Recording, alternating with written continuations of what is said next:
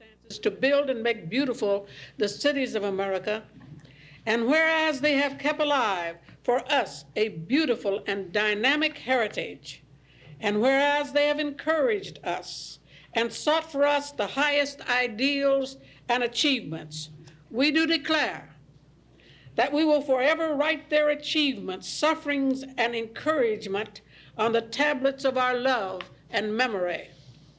We do further declare that this month of February 1984 shall be dedicated to the reflection on and celebration of the spirit of the Black nation in America.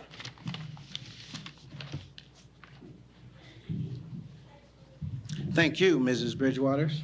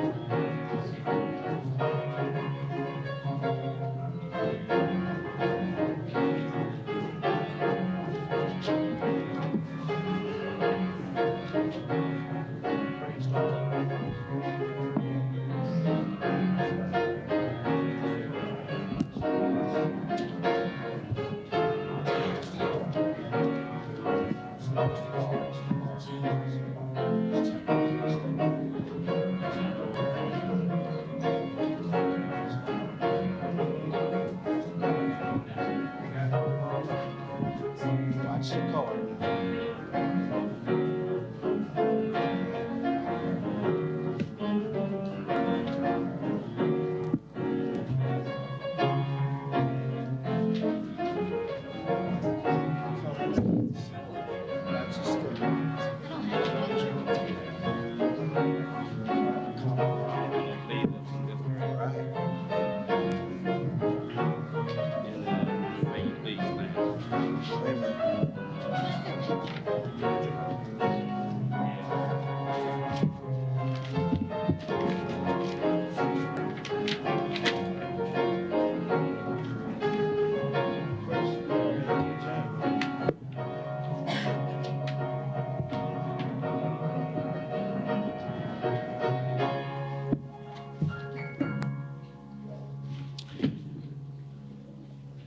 At this time, I'd like to introduce our committee members. Mr. Lamont H. Stirrup, Chairperson.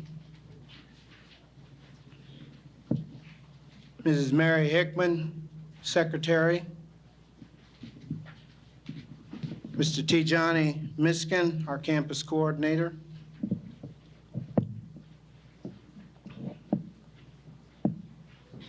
Mr. Michael Banks, our Treasurer. Sharonda not here. Sharonda not here. We'd ask you to please stand, and Carmen Brown is going to lead us and lift every voice and sing.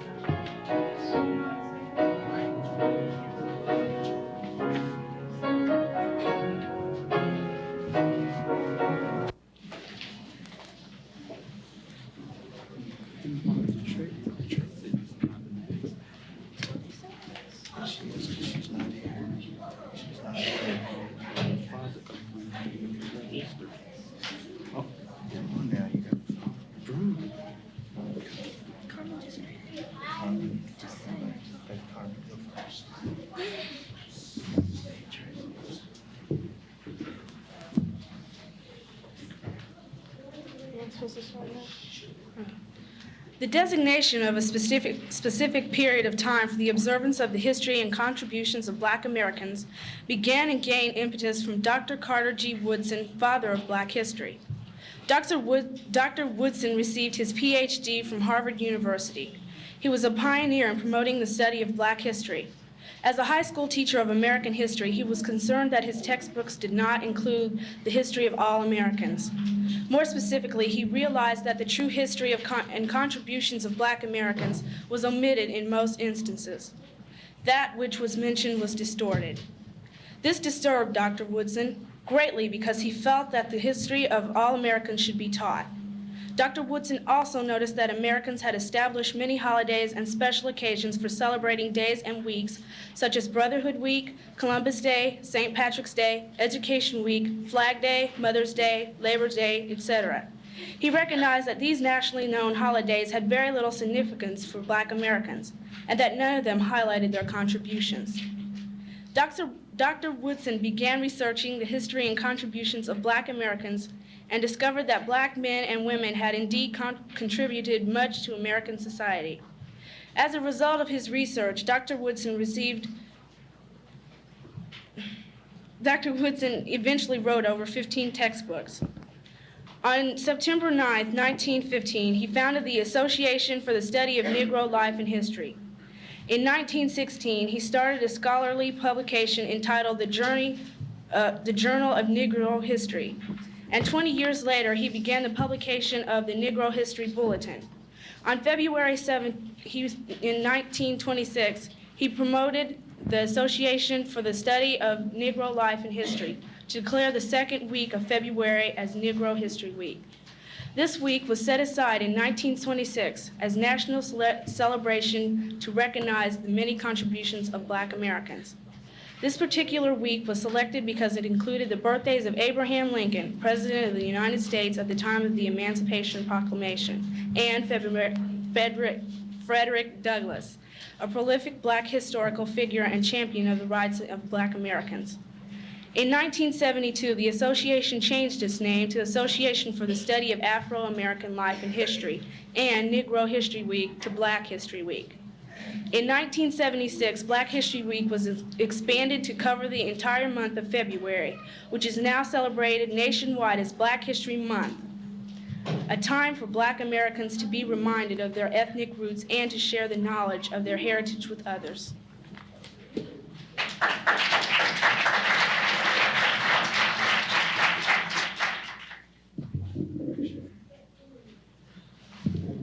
The Black Liberation Flag. Red is for the blood of the race, nobly shed in the past and dedicated to the future. Black is to symbolize pride in the color of its skin. Green is for the promise of a new and better life in Africa and America. Thank you, Bill.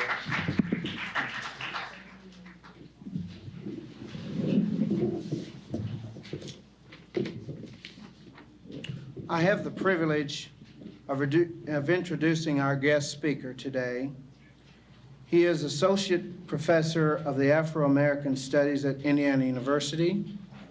He is presently on leave from the National Science Fellowship. He joined Indiana University faculty in 1974. He is a native of Louisville, Kentucky. He earned his BA degree from Ohio Wesleyan. He earned his Bachelor of Divinity at Phillips School of Theology in Atlanta, Georgia. He earned his Master's from Louisville Presbyterian Theological Seminary. He earned his doctorate from Indiana University in folklore.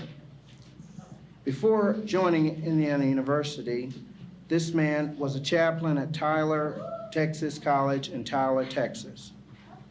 It is with great pleasure that I present Dr. William H. Wiggins, Jr.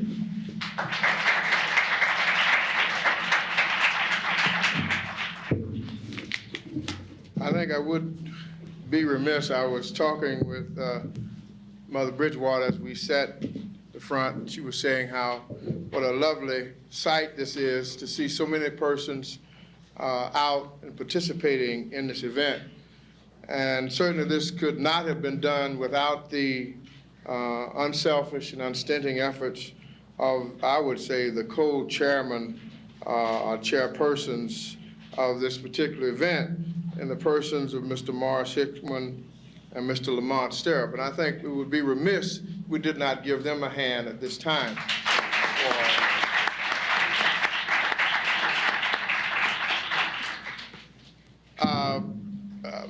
Jesus once said, "Be not dismayed," and I would say to you that I shall certainly follow the guise of W.C. Fields, who said that he never worked with children or animals. As you can see, we have a large and long and illustrious list of talent to come before us. And the role of a good speaker is knowing not only when to stand up, but when to sit down. I shall not be here very long, so I wish that you would look this way, because you may not see me in the next few moments. This is a most auspicious occasion, and I shall not take much time, particularly since I can see that we have some illustrious persons in the audience.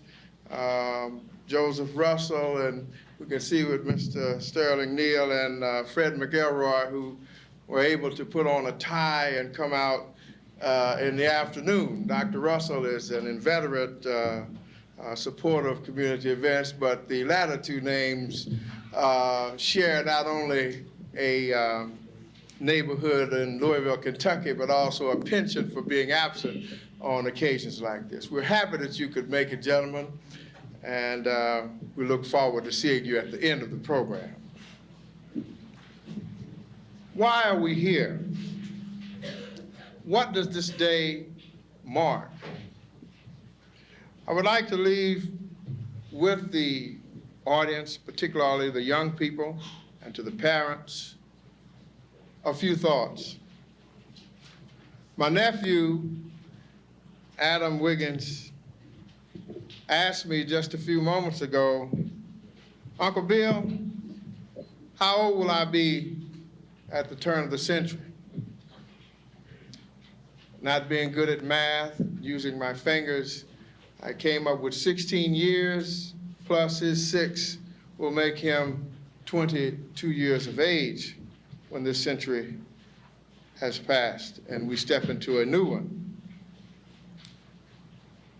What we are doing today is a part of an older, a longer history.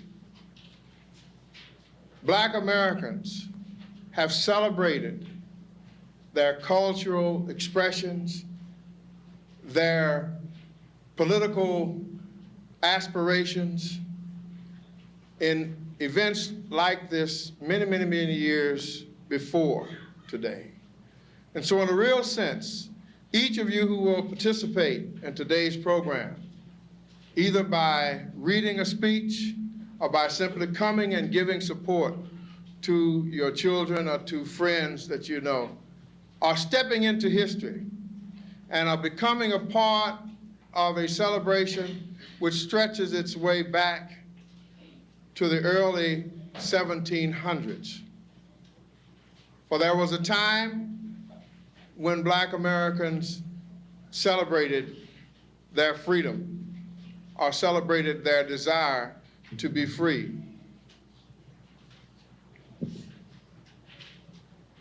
Being an Afro-American,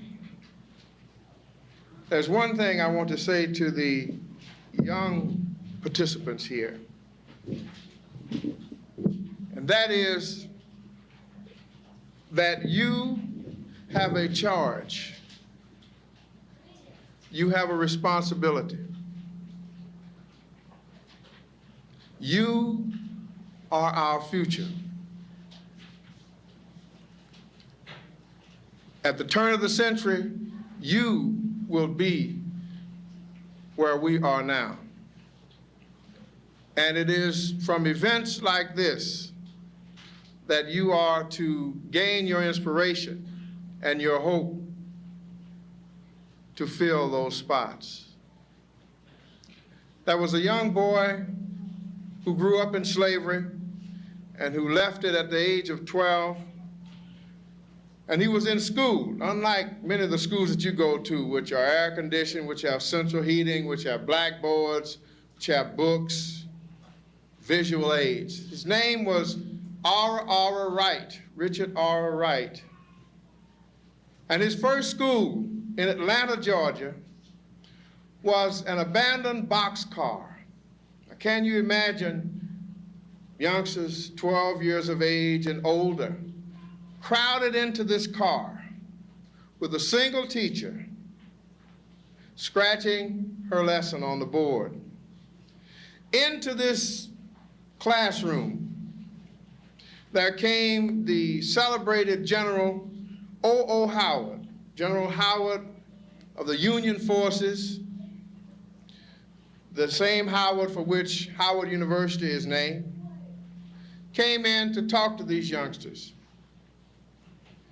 And he said something like this: young people, I'll be going back north in a few days. What should I tell your counterparts in the north?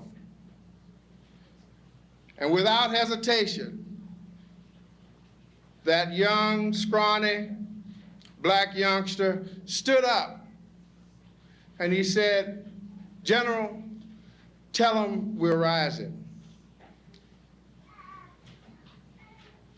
I say to you, events like this should instill in you the inspiration to rise, the inspiration to struggle, nay, the inspiration to be the very best that you can be. One last thing I want to say to the parents, to the teachers of these children. In that aspiration, in that struggle, in that rising, there is a need for patience. And I know, as a parent of some few years, that nothing can be as exasperating many times as the action of your children. Nothing can be more frustrating than their inability to do what you feel they should do. But without your constant encouragement, correction, and guidance, they will not be what they should be.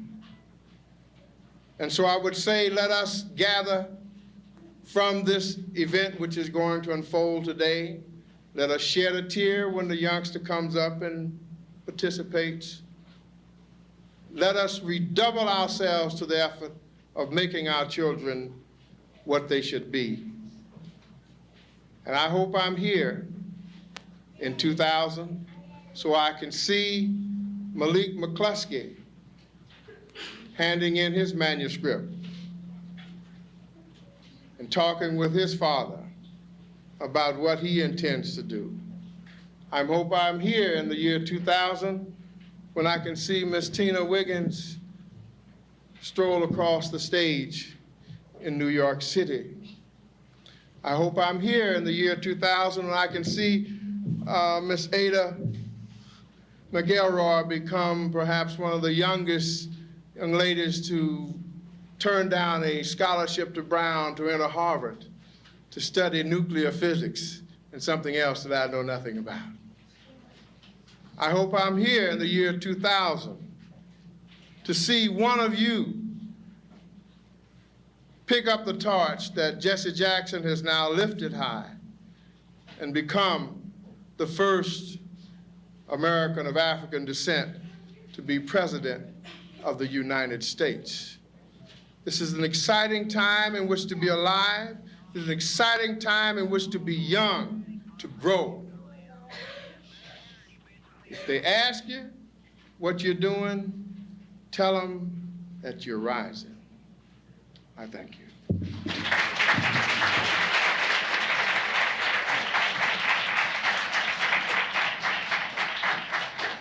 Thank you, Dr. Wiggins. I'd ask Ms. Pam Osborne and Ms. Rochelle Boyd to come forward for their readings.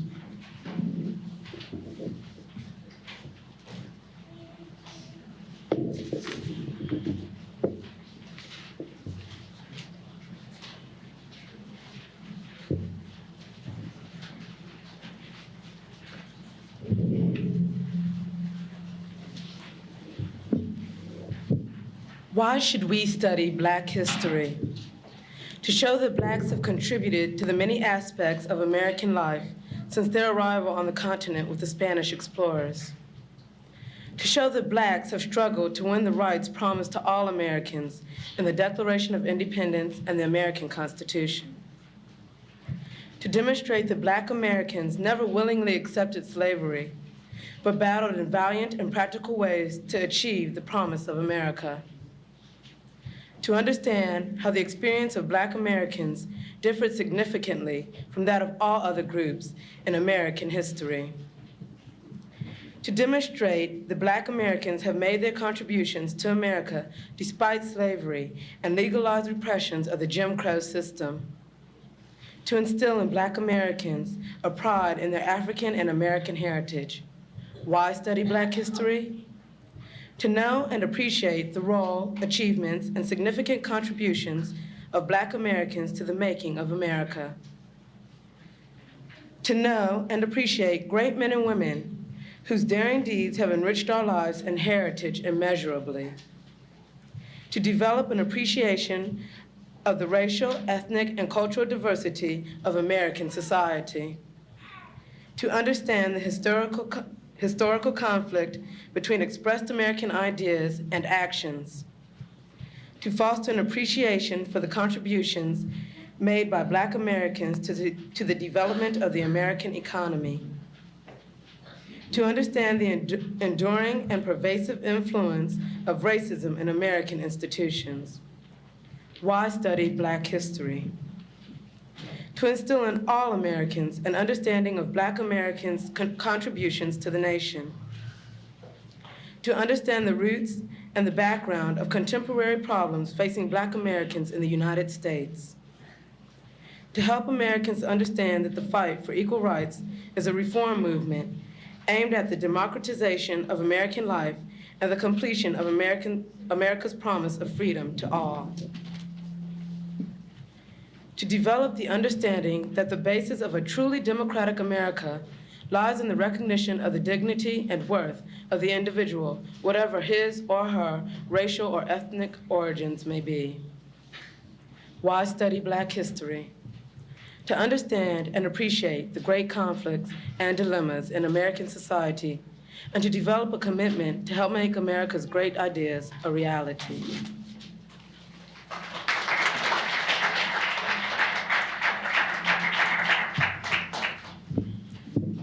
Black history is not just something to memorize or learn. It is a part of living, a record of past events that affect our present and future life. Our history is a living, dynamic subject because of us, as human beings and citizens, are consciously or unconsciously playing a part in determining its course.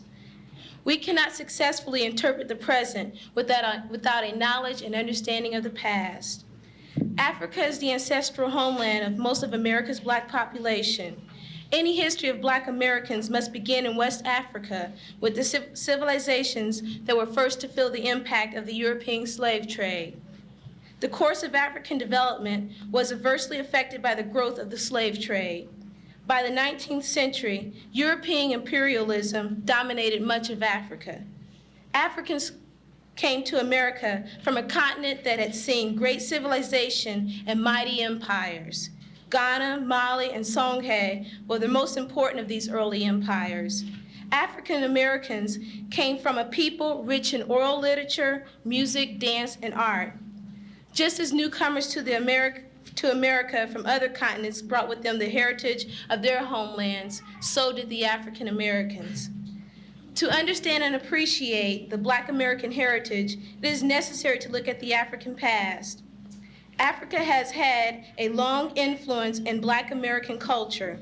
Indeed, Black Americans have a history worthy of respect and study, a history that began thousands of years ago in Africa. Most Americans know little about Americans from the African continent. For many years in America, most people paid little attention to the history of Black Americans. They felt that Black people played only a minor part in the story of America. Most of the nation's history has been written from the point of view of people of European descent. These historians recorded what Americans brought with them from Europe and what was done here by the English and other Europeans. The culture, customs, and traditions of Black Americans were largely neglected. If Black Americans are to be seen in proper perspective as part of American society, it is important to know something of their origins and peculiar set of circumstances which has marked the pilgrimage from slaves to responsible citizens. And if Black people are ever to be appreciated as Americans, they must be seen in the full context of America's growth and development. American history is their history, and their history is a part of America's. Any account of what happened in America which does not fully reflect the presence and activities of Black Americans is to that degree unfaithful to reality. It should be worthwhile to know more about Black Americans who make up almost 1/5 of all Americans at the first census and who make up 1/10 of the nation's population today. From the very beginning, Black people have been part of American history. They were present during the exploration of the American continent. Black Americans took part in the Revolutionary War, in the abolitionary movement, and in the agitation preceding the Civil War.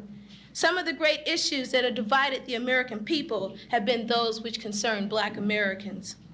Black Americans have contributed importantly to many facets of American life. A greater awareness of Black Americans' part in developing America will hopefully lead to a greater appreciation and understanding among America's people of all races, national backgrounds, and diverse cultures. By learning about the part played by Black Americans through the United States, we will have a better basis for dealing with the problems that loom so large today. To begin with, we need to know more about the continent from which Black Americans came. The Black pilgrimage begins in Africa, the land of the rootstock of Black Americans. From West Africa, Black people came as slaves from Gambia, Guinea, and Angola, from 100 tribes and 100,000 villages. Down to the waiting ships of slave traders, they marched chains together in coffles. The Europeans who came to America came in search of a new and more complete freedom. The Africans came because the last vestige of their freedom had been taken away. The Europeans came in search of new ways to exploit the full potential of their humanity. The Africans came under conditions which denied their basic humanity. The people from Africa and the people from Europe were destined for separate roles in the making of America. For the Europeans, America was to be a land of the free, where the self-evident truths of human equality were to be sufficient ground for individual liberty and universal justice. For Africans, America was to mean 250 years of slavery. After that would come the belated discovery that even with freedom, there were social and moral factors which would qualify that freedom for many years. It was of no significance to America that many of the Africans that were slaves came directly from or were descendants of cultures which were by any objective standards highly developed. Unfortunately, the slave period in America was a part of racial and cultural provincialism, oblivious to any values not consistent with or conforming to those prevailing in Western Europe. The African political, artistic, economic, religious, and linguistic experience was not European. It was thus judged to be of no consequence, for the New World was organized in terms of the European experience. Africans were prohibited from practicing and developing their art, their language, their religion, their family life, and for what of appreciation and practice, whatever was distinctively American distinctively African soon died out in America.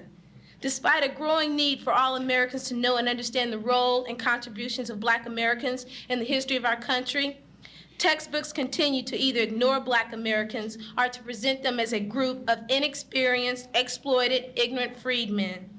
Where attention is given to outstanding Black Americans, the presentation is usually insufficient to scope the depth and counteract the textbook stereotype of a racially inferior group.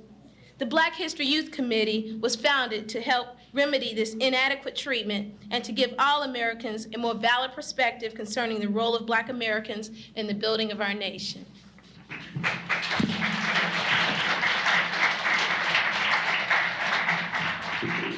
Thank you, Rochelle. And also thank you, Pamela. The second part of our program will be handled by Quincy Yanka, who is the Secretary of our African Students Association.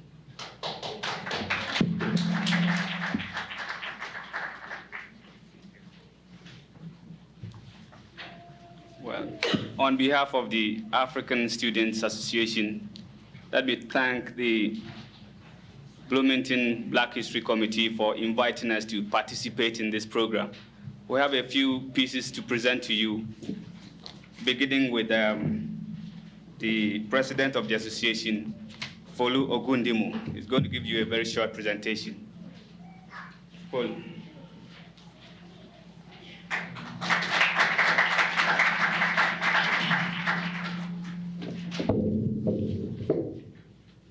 Thank you. I am told to read a brief statement on Black history. Black history, what is it? It is a drama as complex as life itself. Its plot engulfs the lives and consciences of all mankind. It unfolds tales of majesty and splendor, conquest and defeat. It portrays the building of empires and the uplifting of human values. It describes the intellect and the ingenuity of people whose culture and accomplishments not only equaled and in some instances surpassed the best-known cultures of the times, but has intermingled with those cultures and passed down through centuries to us today. It shows injustices heaped upon helpless people and the attempted destruction of the idea of personal will and value. It shows resistance, persistence, and the struggle for human dignity. The setting begins on the continent of Africa and progresses little by little to every part of the civilized world. The acts depict the rise and fall of empires, the transition to other lands, the struggle for existence, and the triumph over tremendous odds.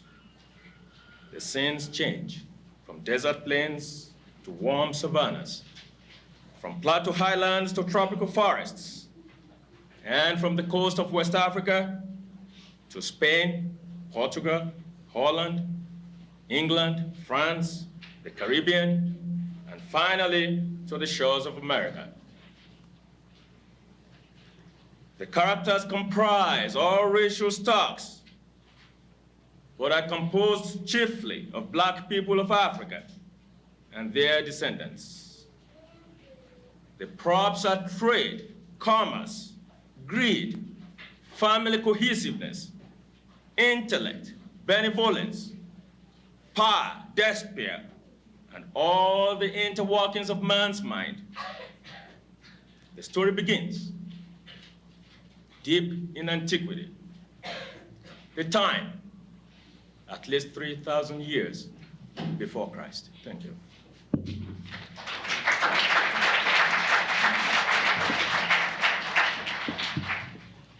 Samani Sani is now going to present to you Black Roots in Africa. Samani.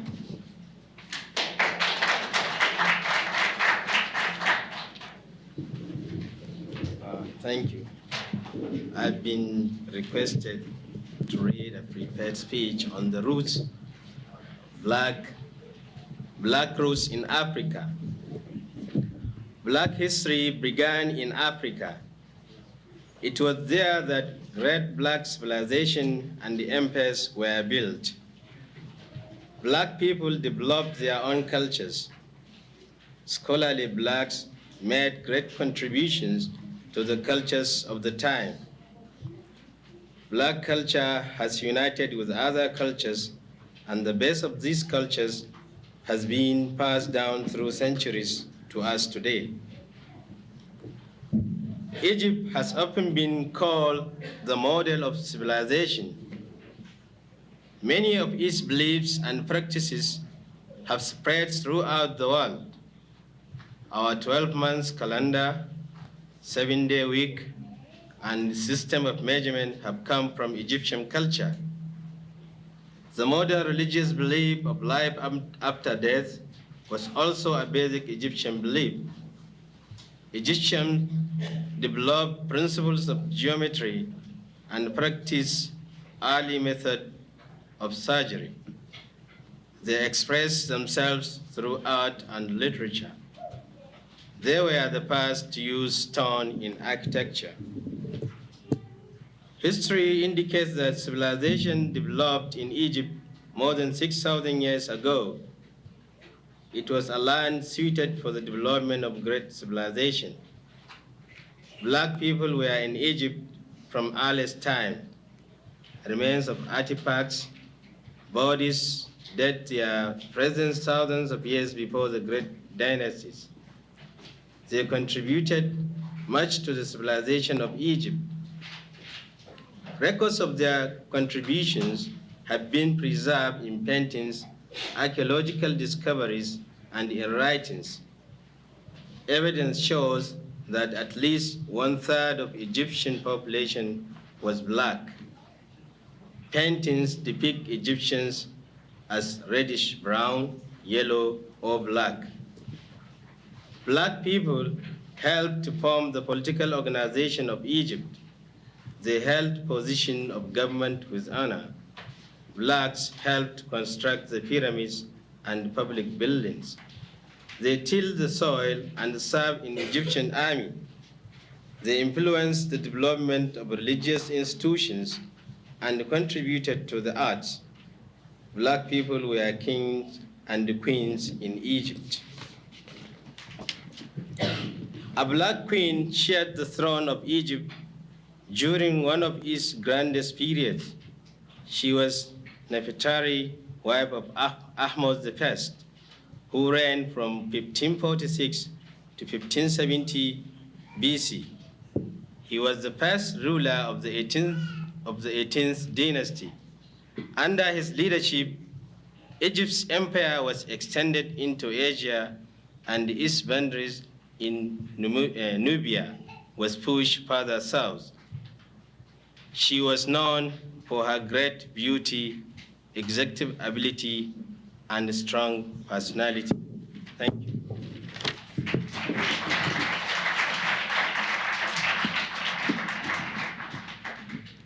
Tijani Al-Miskin is coming to present to us a piece on perhaps the most significant phenomenon in the history of blacks. Tijani Al-Miskin, the slave trade.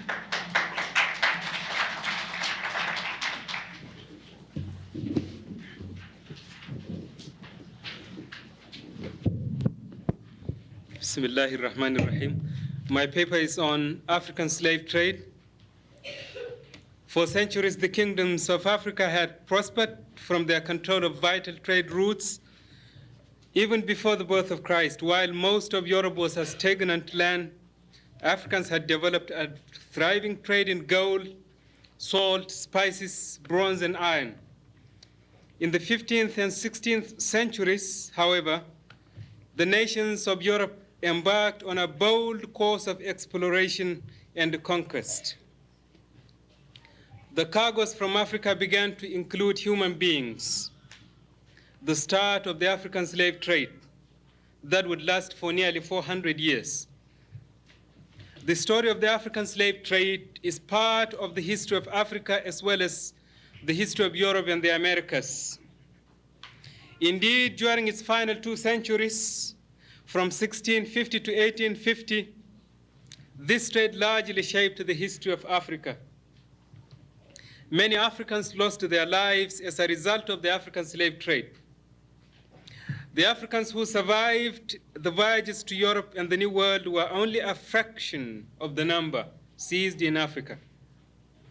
By the time the African slave trade was ended, 1/3 of all persons of African descent lived outside of the African continent. This terrible drain on human resources doubtless was a major factor in shaping Africa's history. The African slave trade had begun by 1442 when Portuguese explorers of the West African coast brought 10 Africans to Prince Henry of Portugal. From the 1440s until the discovery of America, as we were told, almost all its victims were destined for the slave markets of Europe. For the first time that Europeans could remember, large numbers of Africans were being brought to Europe. From this beginning, the African slave trade became a monster that helped destroy the old civilizations of Africa during the next 2 centuries. Soon after the year 1500, African slaves began to trickle into the New World, the first ones coming with the Spanish. But by a decree of the Pope, Spain was soon excluded from the slave trade. Although Portugal initiated the trade, the Dutch, the French, the English merchants became undisputed leaders of the business. The English furnished most of the slaves that were sold to the English colonies. The tempo of the trade gradually increased. By the end of the 16th century, 1 million slaves had been shipped across the Atlantic to the New World. To open these lands to settlement, Europeans were faced with a serious problem. Great forests had to be cleared, land plowed, crops planted, and harvested. There was gold and silver to be mined. Towns and ports had to be built. But only the most venturesome and perhaps desperate Europeans were willing to settle in this wilderness far across the Atlantic. If the job of developing the New World was to be done swiftly and cheaply, and with little regard for the cost of human suffering, a special source of labor was needed.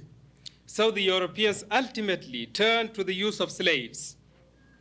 To those who would have no choice of where and how they worked, they turned to Africa for the labor they wanted so badly in the New World. Africa offered a seemingly limitless supply of people who, as a result of their own complex and sophisticated culture, were well suited to the gigantic task of conquering the wilderness. The real Africa was very different from the Africa described by the slave traders. Africa was a land of many languages, religions, cultures, and stages of development. In the years before the arrival of the Europeans, Africans achieved a cultural progress equal to and often superior to that of Europe. During the African Middle Age, that began 500 years before the birth of Christ, the African people began to cultivate the soil, build great cities, develop their arts, smelt and work iron ore, and build complex social systems. African craftsmen were skilled in leather, wood, glass, gold, ivory, copper, tin, silver, and bronze. In the Kingdom of the Congo, for example, every clan had its special craft sent representatives to the National Council that advised the monarch. For centuries, African kings combined religion and business by making pilgrimages to Mecca in modern-day Saudi Arabia in huge caravans that displayed their enormous riches. The Kingdom of Songhai in West Africa had developed a banking system, a school system, and a complete code of laws by the 15th century, and instituted economic reforms that made it prosperous.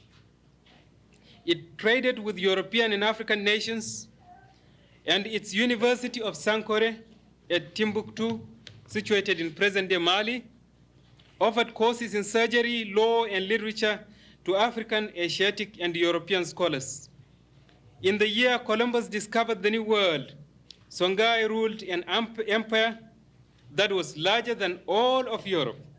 The slave traders of Portugal, Spain, Holland, Denmark, France, and England wrecked much of this civilization as they plundered Africa for slaves and battled each other for control of the African slave trade. Slaves were carried from Africa in triangular trade routes with profitable cargoes carried on each of the 3 legs. In one such triangular trade route, ships carried European goods to Africa and traded them for slaves. Then ships carried the slaves to the West Indies, sold them, and bought West Indian tropical goods for the return journey to Europe. In another trade pattern, American ships took rum and other goods to Africa, carried slaves to the West Indies, and sold them there. A cargo of West Indian sugar and molasses were bought with the profits of this ship from Africa to the Americas, was commonly known. Molasses was bought with the profits of this sale to carry back to America to make more rum. The voyage of slave ship from Africa to the Americas was commonly known as the Middle Passage, in reference to that part of the Atlantic lying between Africa and the West Indies. Slavery was first firmly established in the New World. The trip from Africa to the West Indies was usually a voyage of 2 months. At least 1 out of 8 slaves, sometimes half of them, died during the Atlantic crossing. Slave traders generally crammed as many slaves into a ship as possible. They expected many to die from disease caused by overcrowding and close confinement on the long trip. To offset this loss, many slave traders carried as large a load of slaves as possible. They hoped to make a good profit from a sale of those who survived the journey. The African slaves carried from Africa were usually sold first to planters in the West Indies. Since higher prices were paid in the islands, slave traders preferred to sell slaves there. Those not sold because they were too old or sickly to attract buyers were then carried on to the American colonies. Generally, the bulk of the slaves brought to the United States had first been seasoned, in quotes, or broken in West Indies. It is estimated that some 50 million people were taken from the African continent during the years of the African slave trade. These 50 million were, of course, the youngest, the strongest, those most capable of bringing profit, first to the slave trader and later to the slave owner. These Africans were scattered throughout South America, the islands of the West Indies, and the United States. Africa's citizens became the laboring backbone of much of the Western Hemisphere. Finally, lessons from this historical tragedy must be drawn by Africans of the homeland and the diaspora, that man shall not subject man to the deprivation of liberty. The slave trader may be driven to go underground by the historic struggle of our people and all freedom-loving individuals. But this is winning a battle. This is merely winning a battle. We must also win the war for the eradication of all forms of colonialism, international imperialism, and racial discrimination. Our profound knowledge of what deprivation of freedom means is an indispensable tool in the coming battles of the 1980s to win freedom for our people and to support freedom fighters all over the world. Thank you.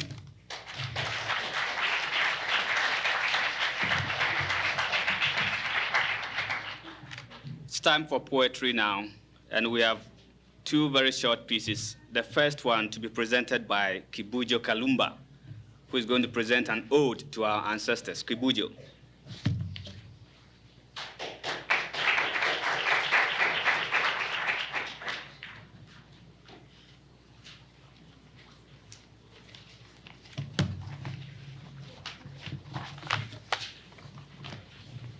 Once again, I have to say that this is not a poem, precisely because I don't know poetry. It's called the eulogy of the ancestors. have to explain two words. One is the word sasa, which is the Swahili word for now, and the other one is the word zamani, which is the Swahili word for the living past. Okay, eulogy of the ancestors.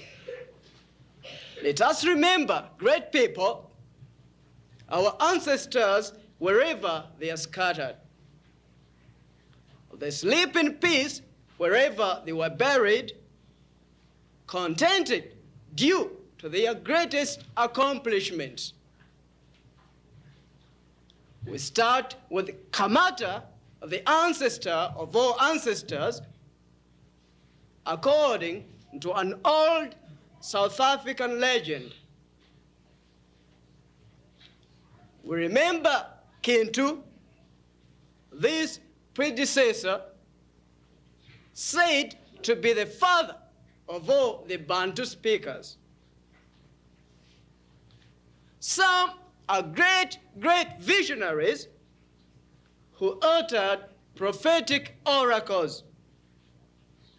From Kenya, Mugo Gathiru, from Zimbabwe, Chaminuka, both of which predicted the coming of the white man. Others are courage incarnate.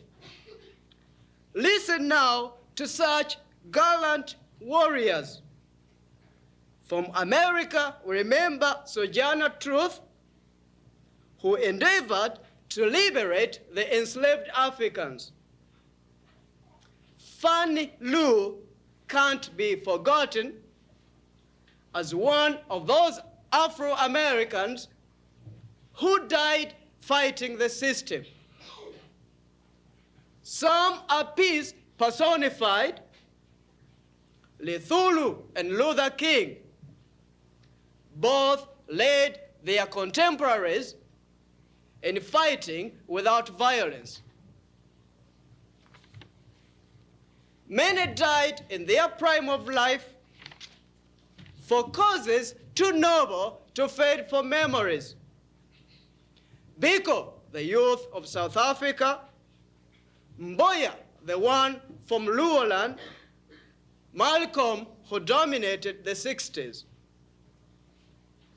Among the greatest of all leaders is Kenyatta, lamp of the Kenyans, Dubois, the father of Pan-Africanism, Lumumba, Congo's golden boy, Nkrumah, the father of African nationalism, and Bishop, the arch-fighter of imperialism.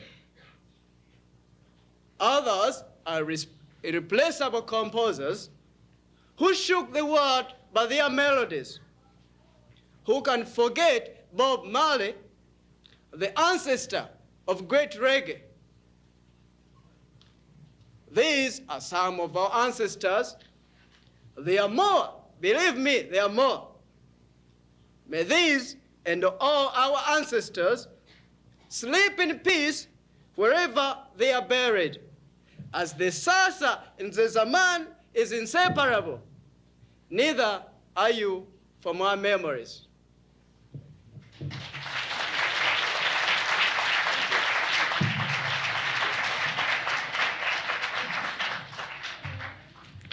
Tijani Al-Miskin comes back to present a very short poem. Tijani.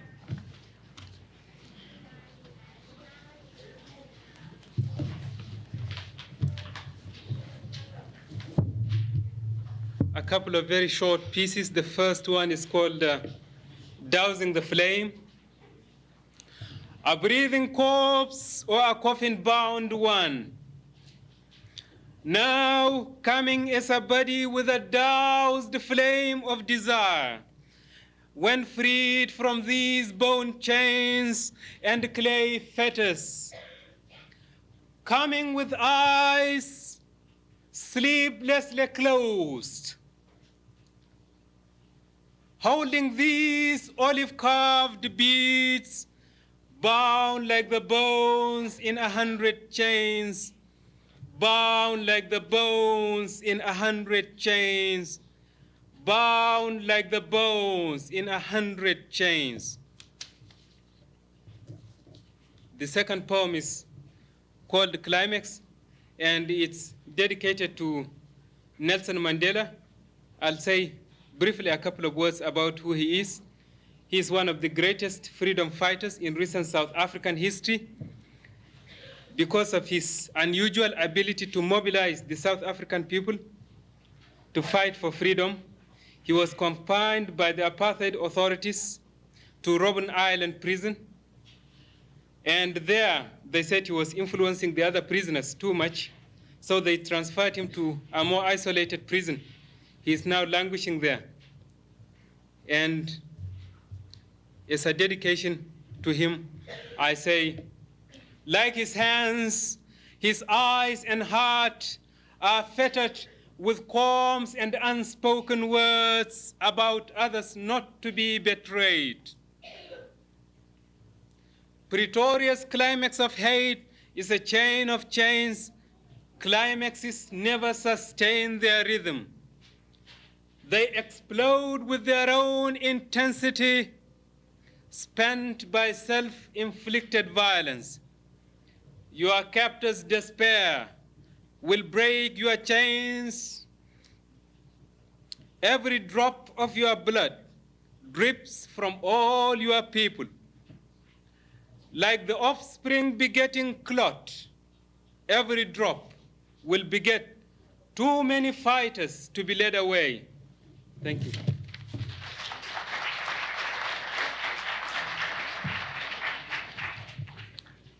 And finally, for our half of the presentation, I call on Sharonda Bazel to present to you Africans Help Explore the New World. Sharonda.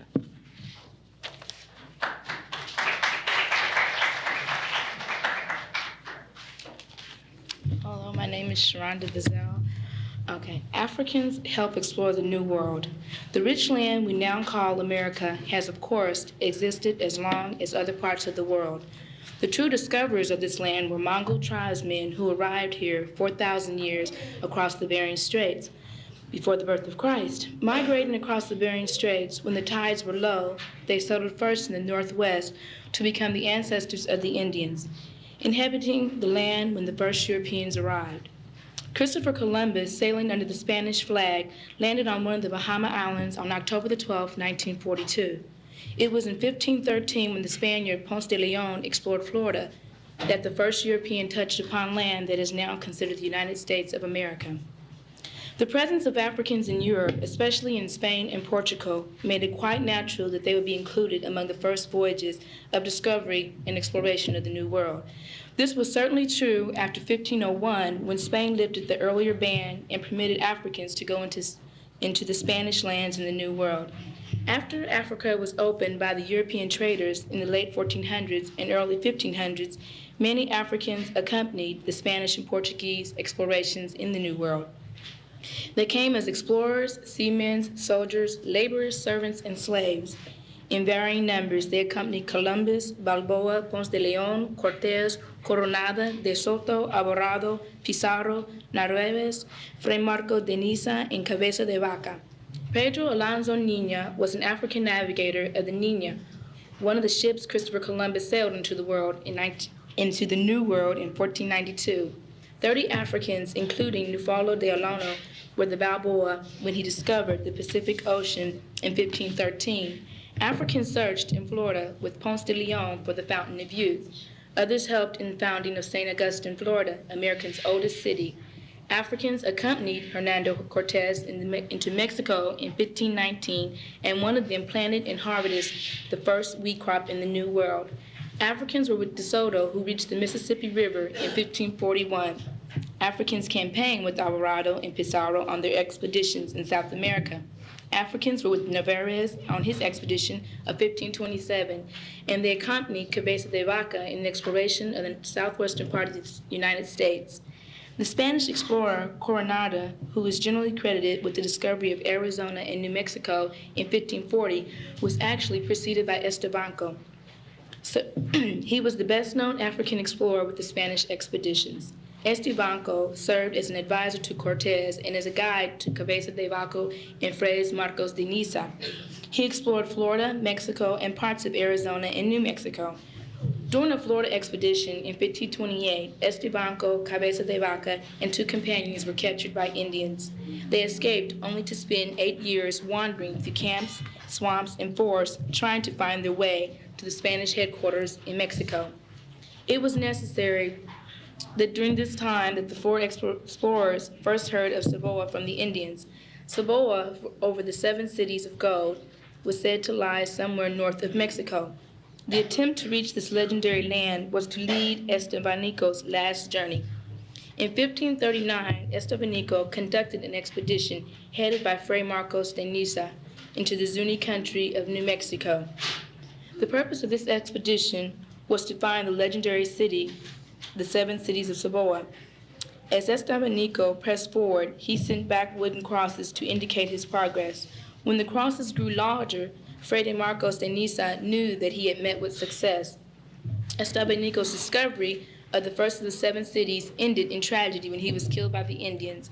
His expedition, nevertheless, opened the way for further Spanish conquest into the American Southwest.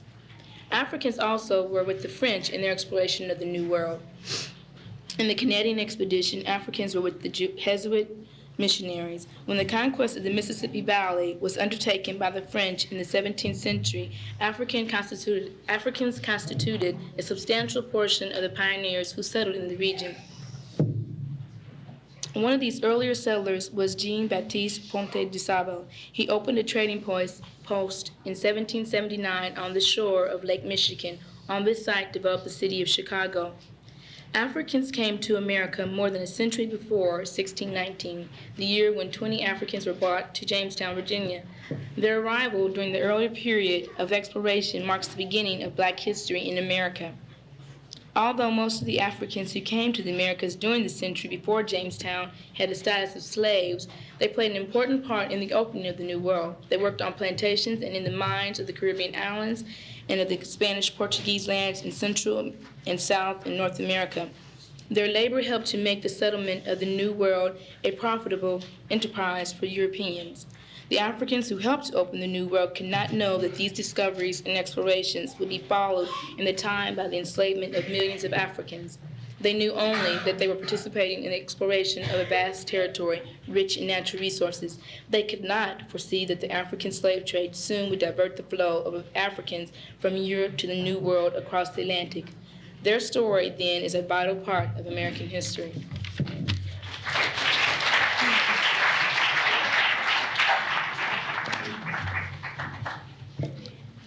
I now introduce to you Michael Banks. Michael, to take over the next bit of the presentation.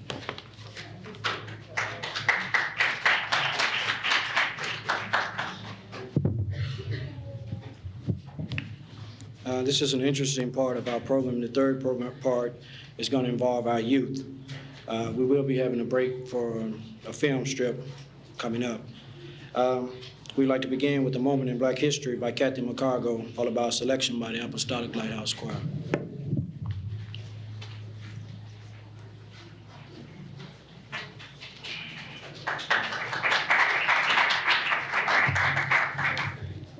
Good afternoon. I'm going to be reading a selection about Martin Luther King, Jr. If it had not been for Mrs. Rosa Parks, the world might never have heard of Martin Luther King, Jr.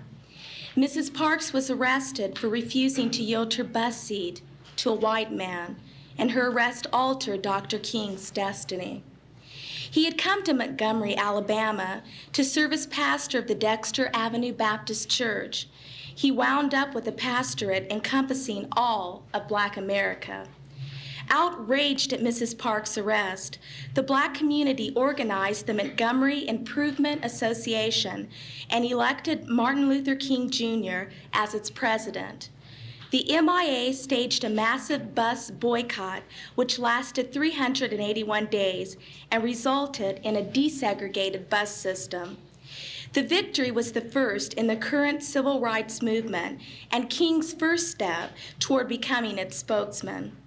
After Montgomery, King and a group of Atlanta ministers formed the Southern Christian Leadership Conference with King as its leader. It was nonviolent in principle and practice, in keeping with King's basic beliefs. Born in 1929, King was the son of a minister. He was a gentle boy who would rather turn his other cheek than strike back. He also was bright. He skipped 3 grades and graduated from high school at the age of 15, and from Morehouse College in Atlanta at 19. Deciding to follow in his father's footsteps, King earned his Bachelor of Divinity degree at Crozer Theological Seminary in Chester, Pennsylvania, and in 1955 was awarded his PhD at Boston University. Then he moved to Montgomery with his bride to assume his post as pastor. He had scarcely arrived when the bus dispute erupted and the civil rights movement claimed him. Martin Luther King Jr. never wavered from his basic belief that love was Black Americans' most powerful weapon. He preached it again and again, but perhaps most eloquently in this excerpt from a speech. I have a dream today. I have a dream that one day every valley shall be exalted, every hill and mountain shall be made low. The rough places will be made plain, and the crooked places will be made straight. And the glory of the Lord shall be revealed, and all flesh shall see it together. This is our hope. With this faith, we shall be able to work together, to go to jail together, to stand up for freedom together, knowing we will be free one day. Dr. King's courage won the admiration of people all over the world. In 1964, it brought him the Nobel Prize for Peace. Characteristically, he donated the $54,600 prize money to the civil rights cause. In the end, Dr. Martin Luther King Jr. was the victim of the very violence he abhorred. In Memphis, Tennessee, to lead a march of striking Black sanitary workers, he was slain by an assassin's bullet at the age of 39 on April the 4th, 1968.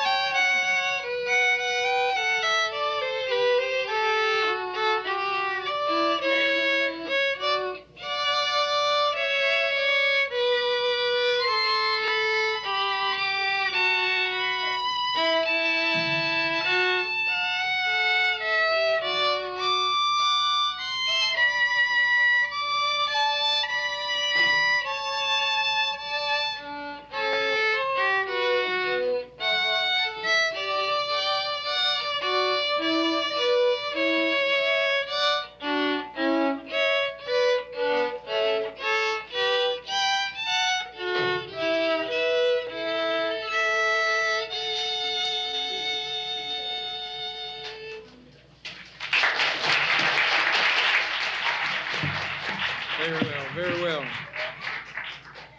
Thank you. Now we have a moment in Black history by Robin Hickman.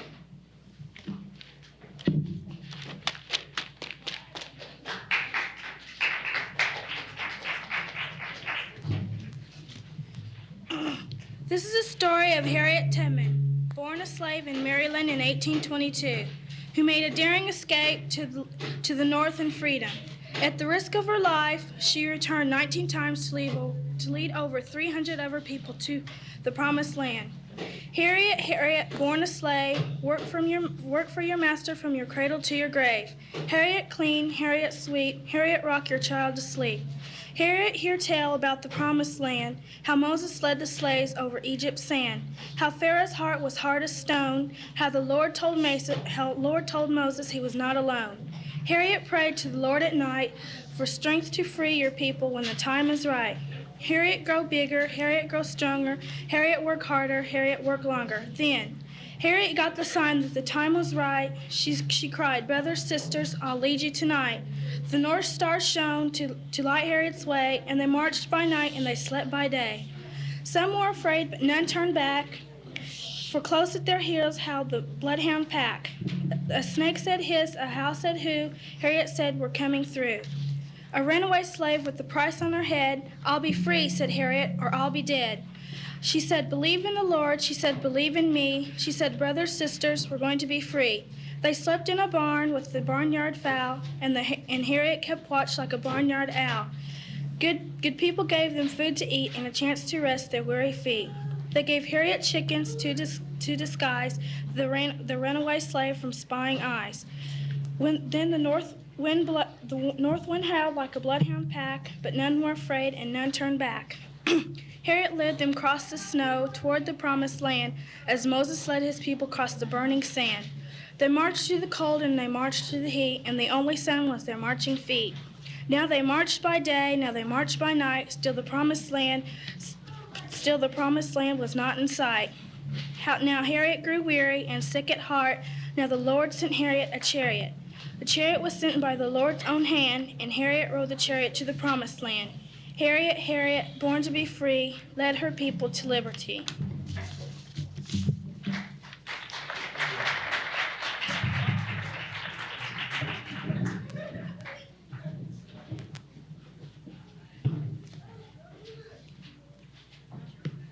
Now we'll have Black history and poetry from our youth, our future, our tomorrow.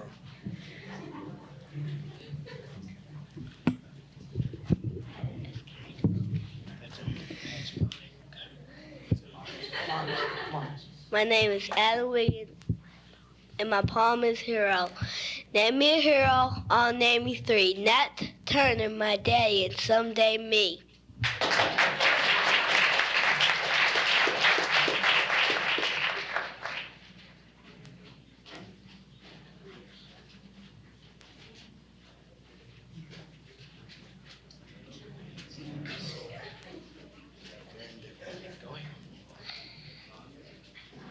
My name is Nikita Ross. My poem is the African people. From African Poems by Don L. Lee. We are an African people, heart softly burning black.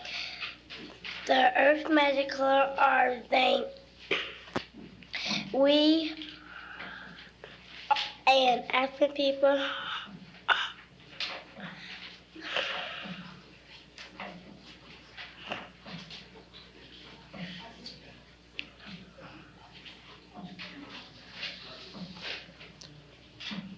read it, baby.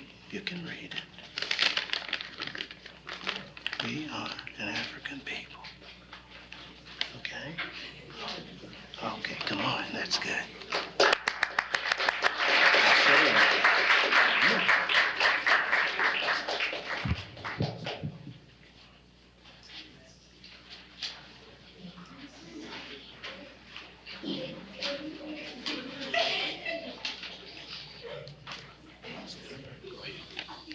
My name is Anthony Hickman. My poem is about willows. We're related, you and I. You from the West Indies, I from Kentucky, kinsmen, you and I. You from Africa, I from the USA, brothers, you and I.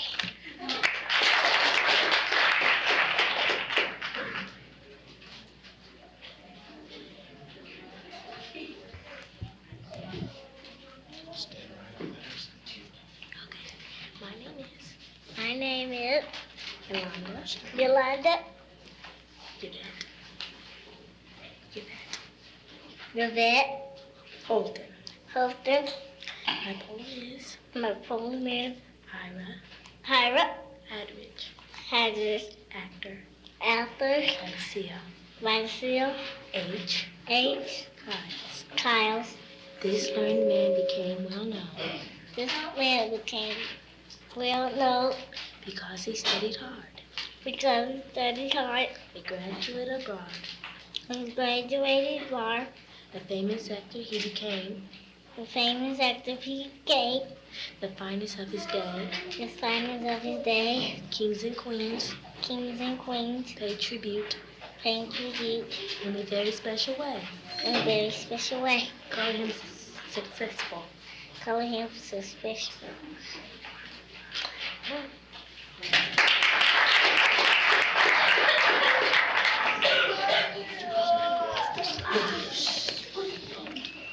My name is Zandra Boyd, and the poem I'm about to read is called Nat Love. Cowboy and author by Lucille H. Giles. No matter how much a wild horse bucked or kicked with a mighty whack, Nat let the horse know who was boss by staying on his back. He proved to the world that he wasn't afraid when danger lurked nearby. He'd come to the aid of everyone whenever he heard their cry. Nat used his skill and energy for a rugged cattle drive. There was hardly a time when a contest was held that he didn't walk off with the prize. Color him adventurous.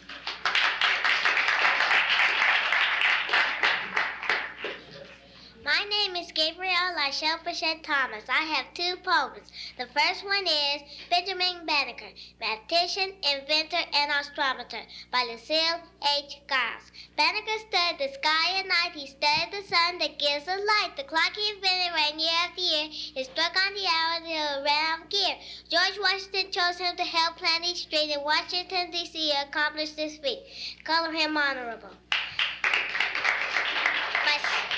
My second one is Jean Baptist Point de Sable, founder of Chicago, by Lucille H. Giles. This brave and adventurous man loved to wander. There was no life of which he was fonder. He set up a trading post that traders call the best between St. Louis and Montreal. This unsettled tract of land that he found is known in Chicago as city renowned. Color him ambitious.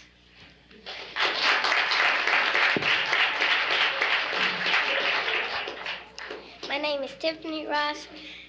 I have one poem, and it's about Booker T. Washington, editor by Lucille H. Giles. This famous man was born a slave through hard work. He received an education in the South. Great honor he achieved. He found Tuskegee institution. This noble school still stands to educate black people who came from many lands. A tribute to this noble man who never seemed to try. Humble, upright, delicate, fulfill his heart's desire. Color him memories.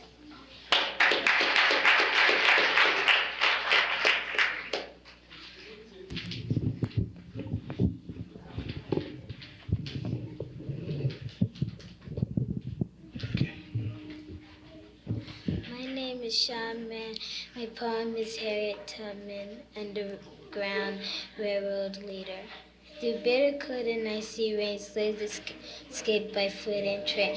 Through heat of day and sultry night, this daring woman was their light. They traveled northward with their pack, danger lurked as slaves turned back. Soft voices have sought their fill, found peace that echoes the hills. She served as Union nurse and spy with cleverness, with watchful eye, and died with honor, bravely won when this great woman's job was done. Call her death.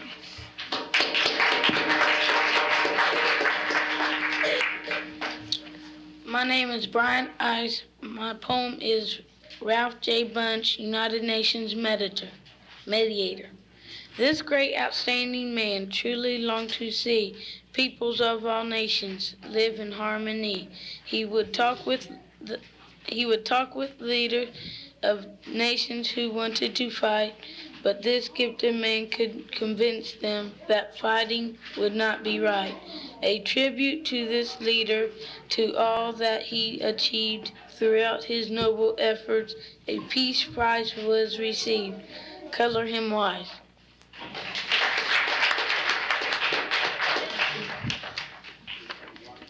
My name is Janice Hickman. My poem is My People. The night is beautiful, so the faces of my people. The stars are beautiful, so the eyes of my people. Beautiful also the sun.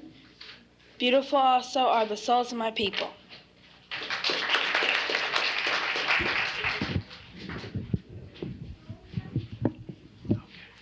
My name is Tina Wiggins. My poem is Black American Heritage. Yes, I am black and beautiful, you see. The dancing and the drumming beat, a rhythm in my pulse, and in the depths of me sounds the distant singing of ancient black kingdoms, Ethiopia, Ghana, Mali, and Songhai.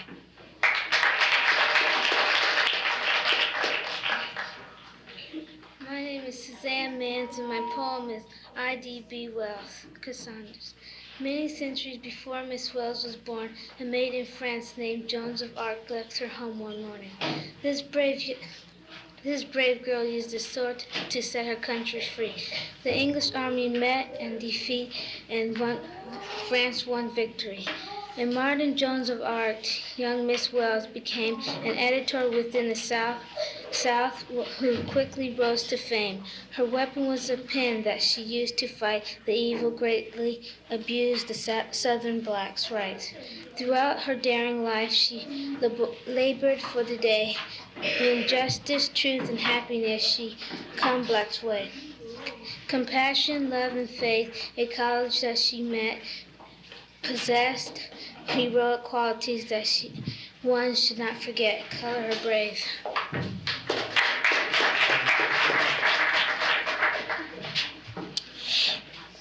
My name is Dondre Brown. My poem is Frederick Douglass. Frederick Douglass taught himself to read while he was still a slave, from an eldest speller and a book of speeches. Then Frederick Douglass climbed the freedom ladder, became himself, a maker of speeches, minister to Haiti, editor of the North Star, from slavery to freedom to fame. Now everybody knows his name, Frederick Douglass.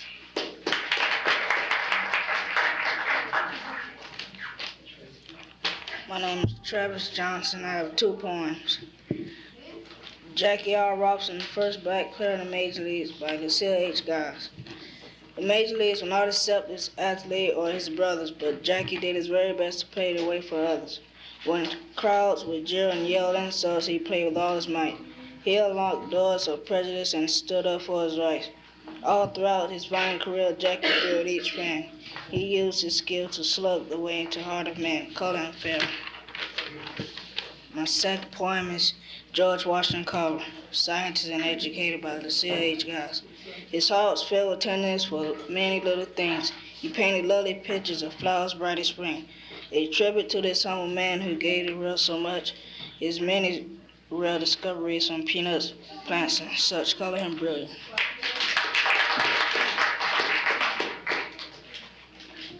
My name is Robin Hickman, and my poem is about Harriet Tubman. Harriet Tubman didn't take no stuff, wasn't scared of nothing either. Didn't come in this world to be no slave, and wasn't going to stay one either. Farewell, she sang to her friends one night. She was mighty sad to leave them. But she ran away that dark, hot night, ran looking for her freedom. She ran to the woods, and she ran through the woods with the slave catchers right behind her. And she kept on going till she got to the north where those mean men couldn't find her. 19 times she went back south to get 300 others. She ran for her freedom 19 times to save black sisters and brothers. Harriet Tubman didn't take no stuff, wasn't scared of nothing either. Didn't come in this world to be no slave, and wasn't gonna stay one either. And didn't stay one either.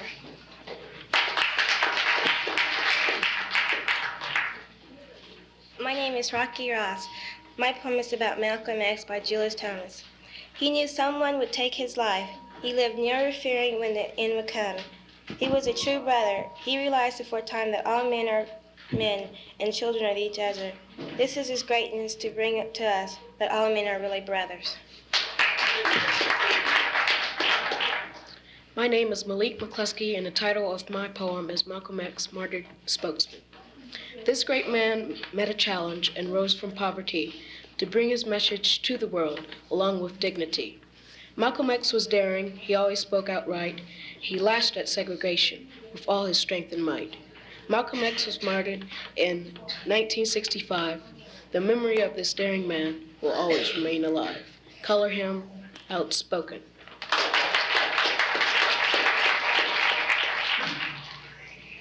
My name is Sojourner Mans. My poem, Sojourner Truth, abolitionist. She moved about the country, forever on the go, here, there, and everywhere to help Black Americans. Her voice was sometimes fiery. She always spoke her mind. Countless people heard her. At times they were not kind. How can we catch the spirit of such an eager face, of one who truly labored for the Black race? Color her faithful.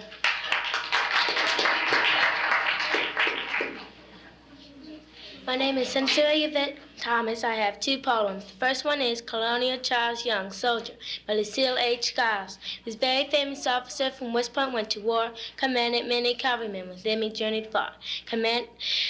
Spanish soldiers hid in trees and fired on troops below. Teddy Roosevelt and his troops received their awful blow. Spaniards heard a distant sound of hoofs not far away. Colonel Young and his brave men attacked and saved the day. Color him courageous. The second one is Mother Country by Marcus Garvey. Africa, thou land of our ancestors, thou land where gods love to be. When storm clouds of night suddenly gathers, our armies come rushing to thee. We must in the fight be victorious. When swords are thrust out to gleam, for us the victory will be glorious. When led by the red, the black, and the green. Advance, advance to victory, let Africa be free. Advance to meet the foe, with the might of the red, the black, and the green. Thank you.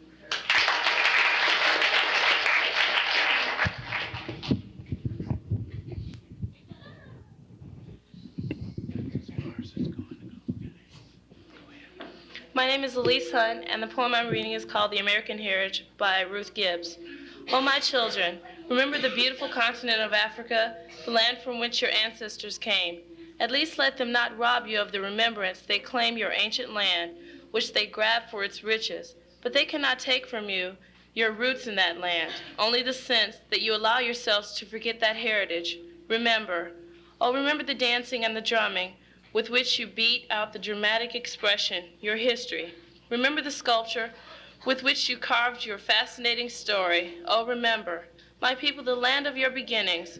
Draw nourishment and strength from the roots of your heritage. Draw nourishment and strength to survive and endure.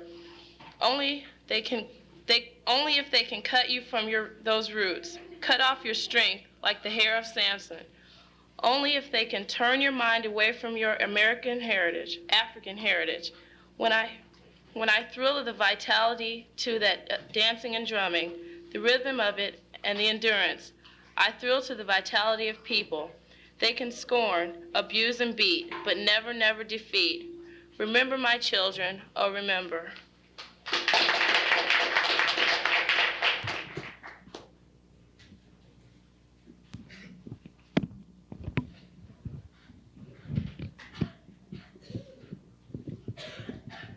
My name is Maria Ross.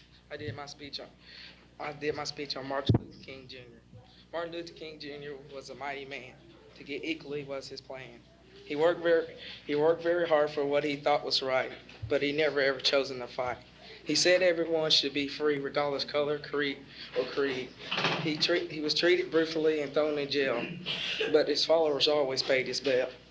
He made a great speech in '63 about what he wanted for his family. Then, on one day, his effort was recognized, for on that day he won the Nobel Peace Prize. Then, one day in '68, King died. It was to the satisfaction of those who despised. We celebrate the birthday of a brave and true man who wanted everyone to be free throughout the land.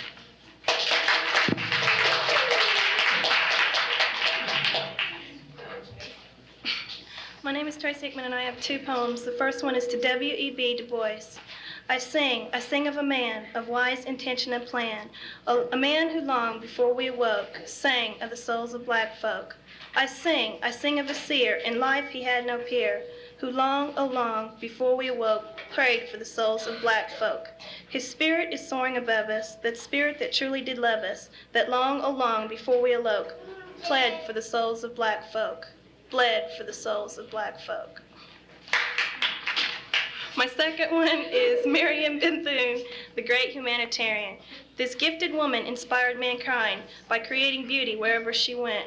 Though her gift of higher education, thousands were lifted from their shells. Of poverty, ignorance, and sorrow, the world paid tribute to this gracious lady, and like a lovely legend, she was called Mother of the Century. Color her outstanding.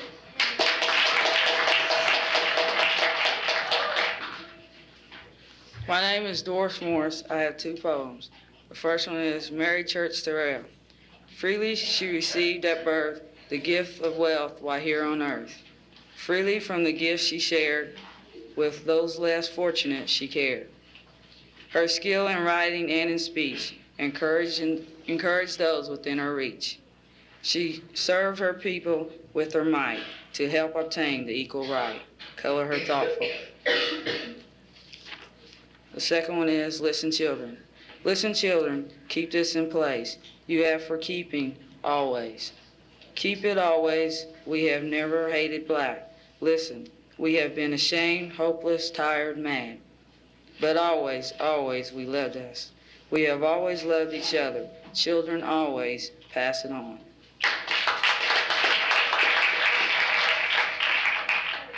My name is Angie Brown, and the name of my poem is Marcus M. Garvey. This great man met a challenge he deeply longed to see. Blacks within our nation unite in harmony. He held a mighty vision, a dream he dared to share, to take blacks back to Africa and lift them from despair. Marcus Garvey thundered, his voice made crowds stand still. Rise up, you mighty black race, accomplish what you will. He organized several businesses, he lectured and he toiled. Go back to your motherland, Africa, and live upon her soil. His dreams began to shatter. Marcus felt sad and alone when he began to realize that many blacks called America home. His greatness lies in his spirit. He had a definite quest to try to make life better for the people he loved best. This brave man was daring, though his goal was never met. He posed heroic qualities that one should not forget.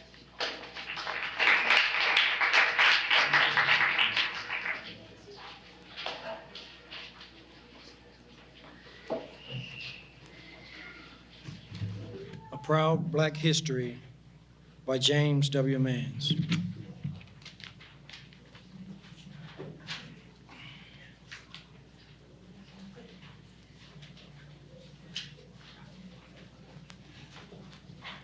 A proud Black history. Blacks look back with pride today on achievements grand along the way. In many fields with standards high, they stood with those who worked and tried to make the world a better place for those of every color and race. Crispus Attucks, a black, was the first to die in the Revolutionary War and freedom cry. Brave Harriet Tubman, in Sojourner Truth's voice, cried, brave Harriet Tubman, in Sojourner Truth's voice, let slaves know that justice was the choice. Richard Allen, a minister, led the way to the black church's place in the U.S. today. The black press, with Fred Douglass writing well, the black men's problems did boldly tell.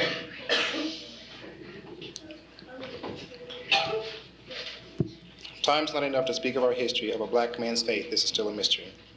But we tell you that educators, businessmen, writers, dancers, singers, civil rights fighters, poets, sculptors, politicians, and inventors take their place front and center. So let black history speak from state to state. Yes, black Americans look back with pride today on achievements grand along the way.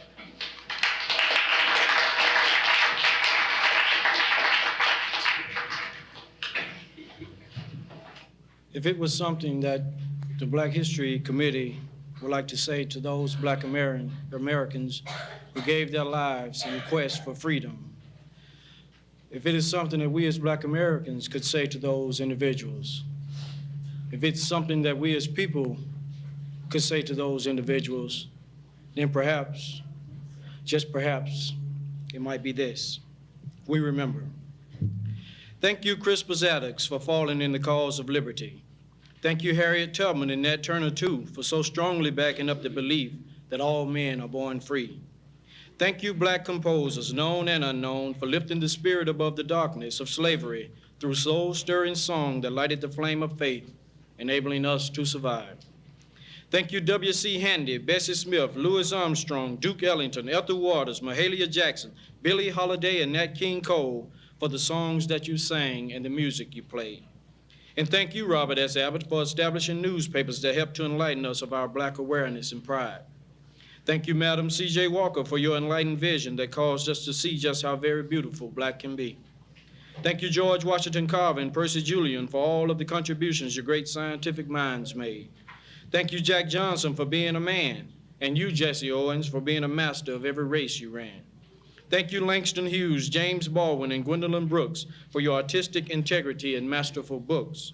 Thank you, Jackie Robinson, for knocking the balls out of the park and proving we deserve to be inside. Thank you, A. Philip Randolph, Ralph Bunche, Roy Wilkins, Rosa Parks, and Whitney Young for leading us toward a freedom so long denied. Thank you, Malcolm X, Medgar Evers, and Martin Luther King Jr. for reawakening the cause for which you died. And thank you, shoeshine boys, struggling physicians, caddies, sleeping car porters, mamas, grandmamas, and daddies for the sacrifices you made. Thank you all for your strength and comforting aid.